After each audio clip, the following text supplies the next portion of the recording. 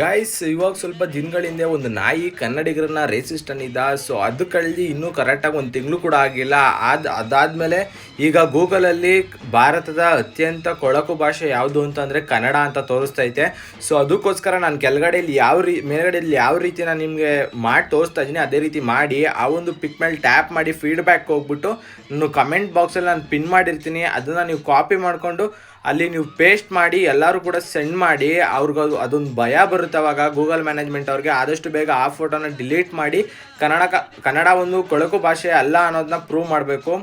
ಯಾರ್ಯಾರಿಗೆ ಕನ್ನಡದ ಮೇಲೆ ತುಂಬ ಅಭಿಮಾನ ಆಯಿತು ಸೊ ಈ ಒಂದು ಕೆಲಸನ ಆದಷ್ಟು ಬೇಗ ಮಾಡಿ ಅಂತ ಹೇಳಕ್ಕೆ ಇಷ್ಟಪಡ್ತೀನಿ. ಸೊ ಇದನ್ನ ಎಲ್ಲರಿಗೂ ಶೇರ್ ಮಾಡಿ, ಲೈಕ್ ಮಾಡಿಲ್ಲ ಅಂದ್ರೂ ಪರವಾಗಿಲ್ಲ, ಇದನ್ನು ಶೇರ್ ಮಾಡಿ ನಿನ್ನ ಫ್ರೆಂಡ್ಸ್ಗೆ. ಓಕೆನಾ?